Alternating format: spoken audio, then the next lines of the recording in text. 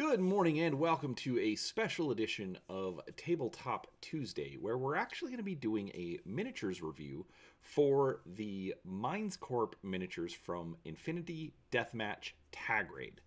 Now, this is a board game that was launched on Kickstarter in 2021 and has since recently been delivered, and I finished assembling all of the models, getting some basing material on the base, priming and putting a little bit of black paint so you can see some details, and I figured I would do a review of the miniatures before I actually start painting them. Talk about what I thought of the build, what I think of the model itself, and we'll go from there. Now keep in mind I have not played the game yet, so there are still some details I don't know about the game, but for this, we're just looking at the miniatures. But before we get started, do make sure you're subscribed to the channel. I try to put out a few videos each week covering all sorts of tabletop gaming content, whether it's miniatures, board games, role-playing, or honestly anything in between. And I'd love for you to come along and see what we have to share. Don't forget, down below, we do have links to Amazon and DriveThruRPG. It does give a little bit of a kickback to the channel if you choose to use them. But regardless, we're happy that you're here and glad that you decided to come along. So, with that out of the way, let's go ahead and take a look at Minescorp. All right, so first up we have Stonebreaker. Now, this is the mining tag for Minescorp. Minescorp is essentially the Pan-Oceania faction of Tag Raid, and so Pan-Oceania has a tendency to have very slender tags because they are essentially the most high-tech of all the factions. Now, the tag actually comes as one solid piece, so all I've done to this is add sand to the base. Normally I'll leave the bases just black, but I decided that since it's for the board game, they are out in the wilderness, so they're not necessarily going to be used in games of Infinity. I figured I'd go ahead and base them up to just kind of have a little bit more fun with it, and I need to stretch my modeling a little bit anyways. But this model I do like. I like the wheels on the back of the legs.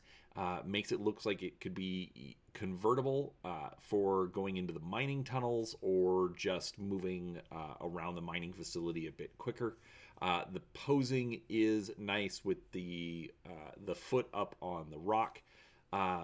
It is kind of goofy. It has kind of like an old-time spaceman or robot kind of look to it with the giant bubble canopy. But it's while it's a little bit odd looking, it kind of hits some of those nostalgia feels for me. So I do like it. I'll be honest. I mean, it's a big stompy robot, so it's not hard for me to like it anyways. But overall, it's a good model. Definitely looks like what it's supposed to. I did just notice as it was turning around, you can actually kind of see the pilot's arm coming out of the cockpit and into the arms of the tag itself. So they've got a lot of really good little details on this, and while I don't think I'm going to do the model justice when I actually get to painting it, I think it's still going to come out looking pretty good and a lot of fun. So we will see what happens there. All right, next up we have the Prospector. Now, I'll be honest, I really like this Prospector. She's got essentially what looks like a little mini tag because obviously it's got the extra set of arms. It's clearly a power suit of some kind. While it's not as big as the tag itself, it's still a good-sized model. Assembling this one wasn't too bad. It was, trying to remember, I believe it was like 4 different pieces. The arms were separate, and then the back was separate, and I want to say the torso was as well. But I don't remember. I remember it being difficult to get the back torso on. You had to kind of force it to get it in there properly. And then the arms, definitely had to hold on to those for quite a while in order to get them to sit properly. But overall, it wasn't horrible. I had, I just had to be extra patient with it. I don't always do so. But in the end, I think she came out looking really, really good. And, you know, I'm gonna like painting this one. This one's gonna be fun, just because it's got kind of that exo squad, exo suit thing going on, and I definitely like the model here. So it also got the little mining equipment in the right hand. I'm not exactly sure what that is. I haven't looked at the starting equipment cards, but overall, it's it's a nice figure, and it's gonna be fun to play with. So that's the engineer, or I mean the prospector.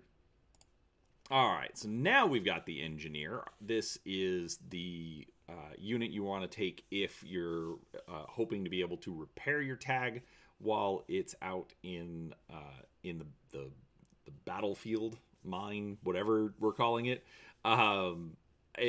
This one was a nice little model. Had to glue the arms on. And I want to say both of the arms and one of the legs had to be glued on. But it wasn't too bad. Again, one of my biggest complaints about Infinity models is that while they do create built-in pins, so you don't necessarily have to drill. They're such fine pieces that even then the pins are very, very small and don't always hold the best. So you definitely have to be very, very careful. And there were a number of times, not necessarily with this particular model, that they would slip out of my fingers and I would have to reposition them. Super glue accelerant is going to be very, very useful in these cases, even though some people don't like using it because it makes the glue a bit more brittle. But overall, the model was fine. The art is a little bit different. The canister that you see here on the back actually shows up over her shoulders, although it doesn't in the model. That is actually one of the biggest complaints I would have, is that the models don't always match the cards. So, sometimes I'm looking at things and having to guess. Only a couple of figures, but, once they're painted up, I think they'll look better. So, that is the engineer.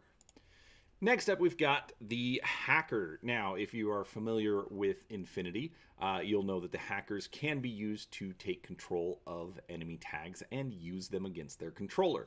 So in Tag Raid, obviously, it makes sense for all of the teams to have their own hacker. This one was 4 parts. It was the body, and the 2 arms, and the head. The arms went together okay. Again, same kind of pinning issues. The head was one of the more difficult to get to just stay where it was supposed to. I had to reposition it multiple times. Even using accelerant, my glue still took a little while to hold up. And so again, biggest thing I would say on all of these models is just be patient, which I know can be frustrating since you do have to assemble your models in order to play the game, not counting the tags, of course. But overall, I like the guy. Lots of good detail all over the model. And just like any other Infinity model, I am super intimidated to actually paint it up. So that is the hacker. All right, next up we've got the Hunter. Now the Hunters weren't originally part of the game. They were added as a stretch goal and are part of the Platinum exclusives. So if you are buying this on the secondary market, do keep in mind if it's not a Platinum pledge, you won't have the Hunters.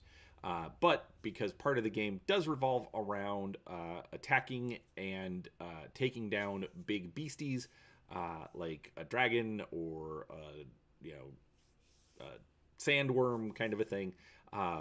You know, the hunters are kind of a natural fit. I like this guy. This guy also had difficulty getting his head to stay on. The backpack and the rifle were a bit complicated because they do have parts that need to match up. And so making sure that the glue is holding and staying in place. One of my biggest problems is that I am not very patient with these, but overall, this guy looks great once all is said and done. I think I'd prefer more of a crossbody pose with the rifle, but that's me being kind of nitpicky, so honestly, it's not a big deal. But overall, fairly good model, and that is the Minescorp Hunter. And finally, we've got Echo. Now, Echo is the essentially little miner bot guy for Minescorp.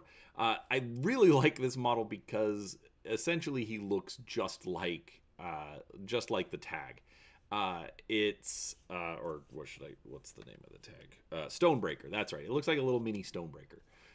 Basically, these are so that you can take the ore that you're finding around the mine back to your storage unit. That helps you score points for the end of the game.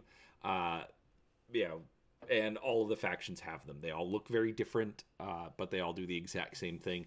And this guy, like I said, I just really like the fact that that he looks like the tag. He's got the big bubble head, but otherwise, you know, it's just a tiny little, you know, bot model, and yeah, he's fun. So overall, I like the Minescorp figures. They're probably my second favorite compared to, or out of all of the 5 factions that they've included in the Platinum Pledge, and they're probably going to be the second on my list to actually get painted. Like I said, I'm probably going to start with Ariadna, and then probably Pano, and I might let my son do Nomads, but we'll see. But otherwise, it's a fun set. Obviously, they are part of the board game, but if you are interested or you have them, I hope this gives you a good idea of what you're in for. So with that said, thank you so much for watching. I do appreciate it. Don't forget, we will have links down to our social media and our affiliate links below. If you choose to use those, love for you to follow along and see what we have to share. So thanks for watching, and we will talk to you next time.